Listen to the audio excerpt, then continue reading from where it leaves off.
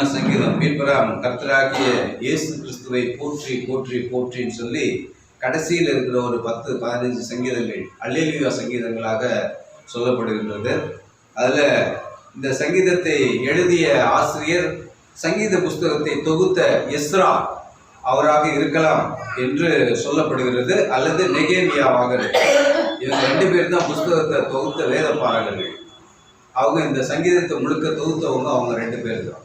So எஸ்ராவாக இருக்கலாம் அல்லது நெகேமியாவாக இருக்கலாம் சொல்லப்படுது. காலம் கிமு 600 அப்படின்னு சொல்லப்பட்டிருக்கிறது. இந்த சங்கீதத்தோட பின்னணி என்ன அப்படின்னா, பாபிலோன்ல சிறைப்பட்டு போனாங்க. 70 வருஷம் சிறைப்பட்டு போனாங்க இஸ்ரவேல் மக்கள். அவங்க ஞானத்தில் அறிவில் சிறந்த நல்ல விசுவாசிகளை பாபிலோனிய அரசு கடத்தி கொண்டு போயிட்டாங்க. சரிங்களா? அங்கே அவங்க கடத்தி கொண்டு போயிட்டு சிறை வைத்து அங்கே எருசலேமில் இருக்கிற ஆலயமெல்லாம் இடிக்கப்பட்டு இங்கேருந்து எல்லாத்தையும் கொண்டு போய் மிச்சம் மீதி பெருசு கழுதுகளை தான் இங்கே விட்டுட்டாங்க. மீதி நல்ல ஆட்கள் எல்லாம் அங்கே பிடிச்சிட்டு போயிட்டான். அங்கே போனவங்கெல்லாம் என்ன ஆகிட்டாங்க, வயசாகிடுச்சு. எல்லாம் வயசாகி அந்த ஒரு தலைமுறையே அந்த 70 வருஷத்துல மாறி போயிட்டு கோரேஸ் அங்கே வரும்போது நீங்கள் எல்லாம் உங்கள் ஊருக்கே போயிடலாம் அப்படின்னு சொல்லி விடுதலை பண்ணுறார். அந்த விடுதலை பண்ணுற நேரத்தில் இந்த மக்கள் என்ன பண்ணிட்டாங்க, தங்களுடைய மொழியை எபிரேய மொழியை மறந்துட்டாங்க, வேதத்தை மறந்துட்டாங்க, அந்த தோராவை மறந்துட்டாங்க. அவங்களுக்கு பாபிலோனிய பழக்க வழக்கம் அவங்களுக்குள்ளார ஃபுல்லாக நிரம்பி போச்சு. இவங்களை கூட்டிகிட்டு போகலாம் அப்படின்னு சொன்னதும் எஸ்ரா தலைமையில், செருபாபேல் தலைமையில், நெகேமியா தலைமையிலலாம் கொஞ்சம் ஆட்கள் ரிட்டன் ஊருக்கு வராங்க, எருசலேமுக்கு வராங்க. கொஞ்சம் பேர் வரலன்னு அங்கேயே இருந்துட்டாங்க, கொஞ்சம் பேர் இவங்க கூட வந்துட்டு இருக்கிறாங்க. இப்போ இவங்க ரிட்டன் கூட்டிகிட்டு வர்றது எஸ்ரா கூட்டிகிட்டு வர்றாங்க. எஸ்ரா கூட்டிகிட்டு வரும்போது அந்த பாபிலோனிய மக்கள் கொஞ்சம் எல்லாம் நகைங்க இங்கேருந்து கோயிலிருந்து கொண்டு போன அந்த தட்டு முட்டுகள், வெள்ளி பாத்திரங்கள், அந்த தங்க முலாம் பூசப்பட்ட அந்த தங்க இதெல்லாம் இவங்க கையில் கொடுத்து விட்றாங்க. அங்கே இருக்கிற மக்கள் கொஞ்சம் நகைகள்லாம் கொடுத்து விட்றாங்க. இதெல்லாம் எடுத்துகிட்டு இவங்க எருசலேமுக்கு நடந்து வராங்க. நடந்து வரும்போது எவனாவது கொள்ளையடிச்சிட்டு போயிடுவானோன்னு இந்த மக்களுக்கு பயந்துட்டு என்ன பண்ணுறாங்க, ஒரு நதி அண்டைக்கு கூட்டிகிட்டு வர்றாரு பாஸ்டர் எஸ்ரா. அந்த நதி பேர் அகாவா. நீங்கள் கேள்விப்பட்டிருப்பீங்க. அகாவா உபவாசம் கூடுகைன்னு கோயம்புத்தூரில் அடிக்கடி நடக்கும், கேள்விப்பட்டிருக்கீங்க. அது என்ன உபவாச கூடுகைன்னு சொன்னால், பாதுகாப்புக்காக வேண்டி செய்யப்படுகிற உபவாச கூடுகை. எங்களுடைய நகைகள் கொள்ளையடித்து போயிடக்கூடாது, எங்களுடைய பொருட்கள் நாங்கள் கொண்டு வர தட்டுமுட்டு சாமான்களை எங்களுக்கு கொள்ளையடிச்சு போயிடக்கூடாது யாரும் அப்படின்னு சொல்லிட்டு அந்த அகாவா நதி அண்டையில் இவங்க எல்லாத்தையும் உட்கார வச்சு எஸ்ரா உபவாசம் இருந்து ஜெபிக்க சொல்லி சொல்கிறாரு. இவங்களுக்கு ஜெபிக்க தெரியல, இந்த மக்களுக்கு ரிட்டர்ன் வரவங்களுக்கு ஜெபிக்க தெரியல. சரிங்களா? நம்ம பாஸ்டர் அப்படி தான் செய்கிறார் இல்லையா? உபவாசம் போட்டு ஜெபிக்கிறதுக்கு என்னென்ன பண்ணணும்னு சொல்லி கொடுத்தா நம்ம நிறைய நேரத்தில் மறந்துடுறோம் எதுக்காக உபவாசம் பண்ணுறோன்றது. இவங்க எதையை மறந்துட்டாங்க, எதுக்காக உபவாசம் பண்ணுறோன்றது தெரியும். நம்ம கொண்டு வர நகையெல்லாம் பாதுகாக்கணும், கொள்ளைக்காரையானும் வந்துடக்கூடாது, ஆண்டவரே பாதுகாக்கணும்னு எதுக்கு உபவாசம் தெரியும். ஆனால் எப்படி ஜெபம் பண்ணுறோம், எப்படி அந்த யாவே தேவன்கிட்ட ஜெபம் பண்ணுறதையும் மறந்துட்டாங்க. பைபிள் இருந்ததை மறந்துட்டாங்க. திரும்ப இவங்களுக்கெல்லாம் நிரப்பு விட்டணும். எஸ்ரா தான் இவங்களுக்கெல்லாம் நிரப்பு விட்டணும். என்ன பண்ணுறாரு, திரும்ப அவங்க எல்லாத்தையும் ஒரு உபவாசம் பண்ணி இவரே ப்ரேயர் பண்ணி அவங்களுக்கு பாதுகாப்போடு ஊருக்குள்ளே கொண்டு சேர்த்துறாரு. எருசலேமில் கொண்டு சேர்த்ததும் இடிஞ்சு போன அலங்கம்லாம் எடுத்து அவர் நெகேமியா கட்டுறாரு. கொஞ்சம் கட்டிட்டு இவங்களை கொண்டு போய் சர்ச்சில், பழைய ஆலயத்தில், ரெடி பண்ண ஆலயத்தில் கொண்டு போய் இந்த மக்களை விட்டாக்க, இப்படி சங்கீதம் அழகாக பாடுவீங்களடா, நல்லா துதிப்பீங்களடா, போய் ஆண்டவரை துதிங்கடா அப்படின்னு சொல்லி விட்டாக்க ஒருத்தனுக்கு ஒன்றும் தெரியல. ஒருத்தனுக்கு எப்படி ஆண்டவர், ஏன்னா அந்த பாபிலோனுக்கு போன தலைமுறை அந்த முதல் தலைமுறை போயிடுச்சு. அதுக்கு அடுத்த தலைமுறை அறகுறையாக கொஞ்சம் பார்த்துட்டு இருந்துச்சு. 3வது தலைமுறை எபிரேய மொழியவே மறந்து போச்சு. அது மறந்ததுனால தான் அவர் ராஜா என்ன பண்ணார், கோரேஸ் என்ன பண்ணார், சேர்றப்ப உங்களுக்கு கிரேக்கம் தானே கொஞ்சம் கற்றுக்கிட்டீங்க, இங்கே நான் உங்களுக்கு கிரேக்க பாஷையிலேயே மொழிபெயர்த்து தரேன், உங்களோட வேதத்தை நான் கிரேக்க பாஷையில் மொழிபெயர்த்து தரேன்னு சொல்லிட்டு எருசலேம்லேருந்து 70 பேரை கூட்டிகிட்டு போய் ஒரு கோத்திரத்துக்கு 6 பேரா 70 பேரை கூட்டிட்டு போய் 72, அது 2 பேர் போயிட்டாங்க, செத்து போயிட்டாங்க. அதில் 70 பேரை வச்சு மொழிபெயர்த்தாங்க. அந்த மொழிபெயர்ப்பு பேர் தான் செத்துவச்சன் பேர். அந்த மொழிபெயர்த்து அவங்கள படிக்க வச்சலாம் தான் இப்படி கொண்டு வராங்க. வந்தாலும் இந்த சர்ச்சில் வந்து இவங்க எல்லாத்தையும் மறந்து போயிட்டாங்க. அப்போ தான் இந்த சங்கீதத்தை அவர் எழுதியிருக்கலாம். இந்த கடைசி அல்லேலூயா கீதங்களை அவர் வந்து எப்படி துதிக்கணும், அதில் வந்து அந்த கடைசி சங்கீதம் ரொம்ப ஆப்ட். அதில் தான் நீங்கள் வந்து எப்படி ஆண்டவரை வந்து எங்கே வச்சு துதிக்கணும், அல்லேலூயா தேவனே அவருடைய பரிசுத்த ஸ்தலத்திலே வைத்து துதியுங்கள் அப்படின்னு சொல்லித்தரார். அவருடைய பரிசுத்த தலமாகி இந்த தேவாலயத்தில் எல்லாத்தையும் கூட்டிகிட்டு வந்திருக்கிறேன், நீங்கள் அவரை துதியுங்கள், அவருடைய வல்லமை விளங்கு ஆகாய விருவை பார்த்து அவரை துதியுங்கள். எப்பா இதெல்லாம் படைச்சது அவர் தான். ஆதியாகமத்தை திரும்ப அவருக்கு நினைவூட்டுறார். இதெல்லாம் படைச்சது வந்து ஆண்டவர் தான்பா, இப்படி படைச்சதுக்காக அவரை துதியுங்கள் அப்படின்னு சொல்றாரு. அப்புறம் ஏன் அவரை துதிக்கணும்னு சொல்லி தர்றாரு. 2வது வசனம் பாருங்க, அவருடைய வல்லமையுள்ள கிரியைகளுக்காக அவரை துதியுங்கள், மாட்சிமை பொருந்தி அவருடைய மகத்துவத்திற்காக அவரை துதியுங்கள். ரொம்ப வல்லமை உள்ளவர்ப்பா நம்முடைய யாவே தேவன்.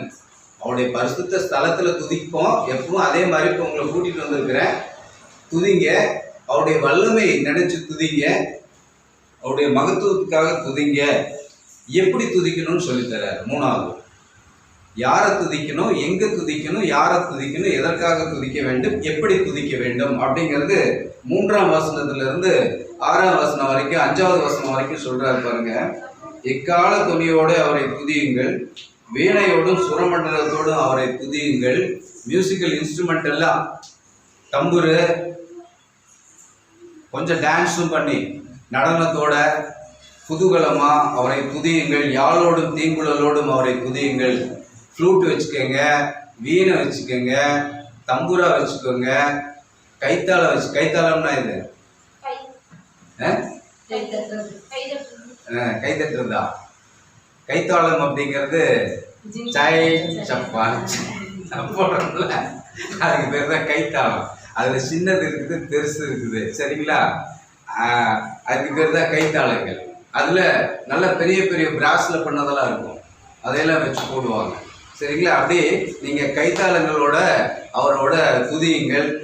ஓசை உள்ள கைத்தாளங்களோடு அவரை துதியுங்கள், பேரோசை உள்ள கைத்தாளங்களோடும். இங்கதான் நீங்க தெரிஞ்சுக்கணும், சின்ன கைத்தாளம், பெரிய கைத்தாளங்கள், அதோட பிராஸ்ல இருக்கு, அதோட நீங்க வந்து அவரை துதிங்கப்பா அப்படின்னு சொல்லி, அப்ப மியூசிக்கல் இன்ஸ்ட்ருமெண்ட் எல்லாம் நம்ம நல்லா வாசிச்சு அவரை வந்து துதிக்கணும் அப்படின்னு சொல்லி அவர் வந்து சொல்லி கொடுக்குறாரு. 6வது வந்து யாரெல்லாம் துதிக்கணும். இவனுங்களுக்கு இப்படியெல்லாம் சந்தேகம் வந்துருச்சு. நம்ம அங்கே பாபிலோன் போயிட்டு வந்ததுக்கு அப்புறம் அங்கே ஏகப்பட்ட தெய்வங்களை கும்பிட்டு இங்கே வந்ததுக்கு அப்புறம் இவனுங்களுக்கு நாங்களாம் துதிக்கலாமா அவரை, நீங்களா, இவங்களுக்குள்ளார சந்தேகம் வந்துருச்சு. இப்படியெல்லாம் கேட்டிருக்கானுங்க. அவர் பாஸ்டருக்கு பயங்கர கோபம். அவங்க உடனே சொல்லிட்டாரு, யாரெல்லாம் மூக்குல சுவாசிக்கிற அவளை துதிக்கணும் அப்படின்ட்டாரு. இல்லை உனக்கு மூக்கு வழியா நீ சுவாசிக்கல, நீ துதிக்க வேண்டாம், அப்பா அவன் செத்து போன எவனும் துதிக்க வேண்டாம். 6வது வசனத்துல இப்படி ஒரு கேள்வி கேட்டிருப்பானுங்க.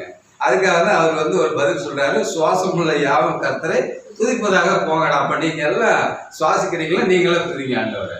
எப்படி எல்லாம் கூட்டிட்டு வந்து சொல்லி கொடுத்துருக்காரு பாஸ்டர். இஸ்ரா ரொம்ப பாவம்ல, எவ்வளவு கஷ்டம். அங்க இருந்து கூட்டிட்டு வந்து சொல்லி கொடுத்து ஏன் துதிக்கணும், யாரை துதிக்கணும், எப்படி துதிக்கணும், யாரெல்லாம் துதிக்கணும் இப்படின்லாம் கேட்டதுக்கு அவர் எல்லாம் சொல்லி கொடுக்குறாரு. கர்த்தராகிய இயேசு கிறிஸ்து நமக்கு என்ன சொல்றாரு, லூக்கா 19:40 பாருங்க. அவர்களுக்கு அவர் பிரதியுத்தரமாக, இவர்கள் பேசாமலே இருந்தால் கல்லுகளே கூப்பிடும் என்று உங்களுக்கு சொல்லுகிறேன் என்றார். நீங்க ஆண்டவரை துதிக்கிறதுக்கு சர்ச்சுக்கு வந்துட்டு, சுவாசம் உள்ள நீங்கள் ஆலயத்துக்கு வந்துட்டு அவரை துதிக்காம, வாய் பேசாம, கை தட்டாம, தூங்கி விழுந்துட்டு நம்ம வந்து அப்படி அமைதியா இருந்தோம் அப்படின்னு சொன்னால், கல்லு, ஆமா சிலைகள்லாம் இருக்குது பார்த்தீங்களா, அது வாய் திறந்து பேசுறோம் அப்படிங்கிற அந்த லெவலுக்கு வச்சுக்காதீங்க. ஆண்டவரே அப்படிப்பட்ட காரியங்களை நமக்கு சொல்றார். அதனால கல்லுகள் கூட பேசும். நீங்க பேசலன்னா அவர் வந்து வல்லமை உள்ளவர், செய்ய வச்சிருவார். அதனால சுவாசம் உள்ள நாம் யாவரும் அவரை துதிக்க பழக வேண்டும் என்று இந்த நாளில், வருடத்தின் முதல் நாளிலே யாரை துதிக்க வேண்டும், எப்படி துதிக்க வேண்டும் என்று எஸ்ரா சொல்லிக் கொடுத்தது போல நாமும் சங்கீதக்காரன் நமக்கு சொல்லிக் கொடுப்பது நாம் வந்து கடைபிடிப்போம். நாம் இந்த சங்கீதத்தை படித்த நாம் என்ன செய்ய வேண்டும்? எனக்கு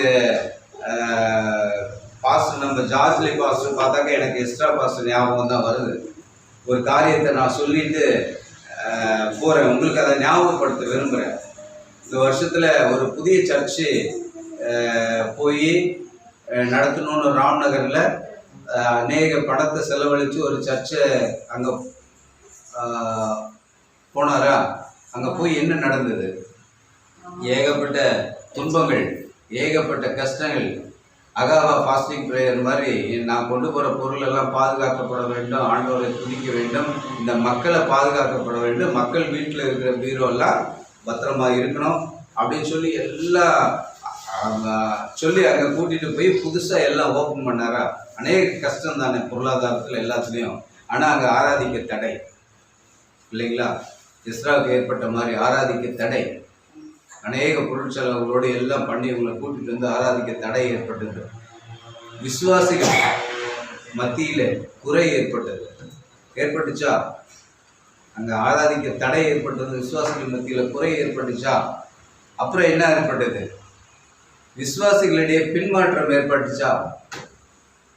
எத்தனை தடையை சாத்தான் கொண்டு வந்திருக்கான் பாருங்க.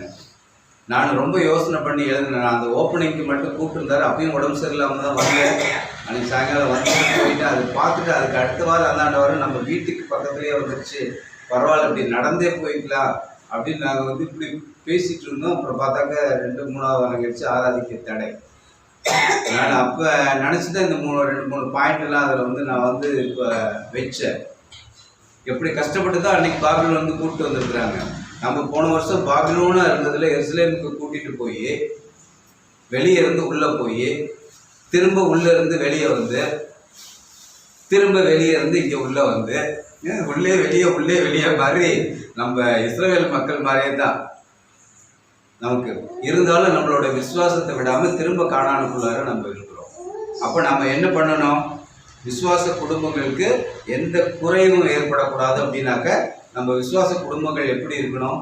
பின்மாற்றம் அடையாமல் இருக்கணும். என்ன நடந்தாலும் சரி, அந்த நீதிமொழிகளில் நமக்கு சொன்னபடி நம்முடைய வாழ்வின் கடைசி நாட்களை இன்பகரமாக நாம் பார்க்கும் அளவிற்கு, இன்னும் போனால் தாவீது சொல்கிற மாதிரி 4 விரைக்கட்டல் அளவு, அதை என்னோட சாவு டேட்டை நான் பார்த்துருவேன் அப்படின்றபடி அந்த ஒரு அந்த இது நமக்கு இருக்கணும். அப்படியாக நெகேமியா புஸ்தகத்தில் போட்டிருக்கிறது மாதிரி எஸ்ராவுக்கு உறுதுணையாக விசுவாசிகள் எப்படி நின்னாங்களாம்? இராணுவத்தை போய் நின்றார்களாம். அதனால் இந்த சங்கீதத்தை படித்த நாம் ஆண்டவரை துதிக்க கற்றுக் கொடுப்பவருக்கு, ஆண்டவரை துதிக்க நமக்கு வந்து வழிகளை ஏற்படுத்தி கொடுப்பவர்களுக்கு, வழிகளை ஏற்படுத்தி நமக்கு வந்து அமைதியாக இப்படி உட்காந்து துதிக்கிறதுக்கு ஒரு இடத்த நமக்கு வந்து காட்டி கொடுக்குறவர்களுக்கு நம்ம எப்படி இருக்கணும்? இராணுவத்தை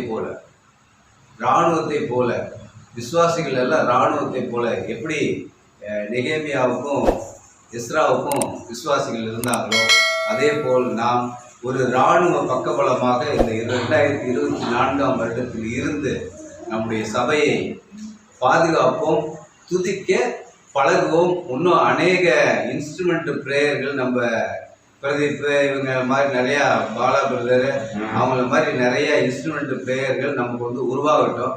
150 சங்கீதத்தில் இருக்கிற மாதிரி நம்ம அடுத்த வருஷம் இன்னும் தம்பூரா, வீணை, கிட்ட எல்லாமே என்கிட்ட இருக்குது, கொஞ்சம்லாம் இருக்குது. எல்லாம் வாசிக்கிறீங்க அப்படின்னா கொண்டு வந்து போட்டுடலாம் நீங்கள், சரிங்களா?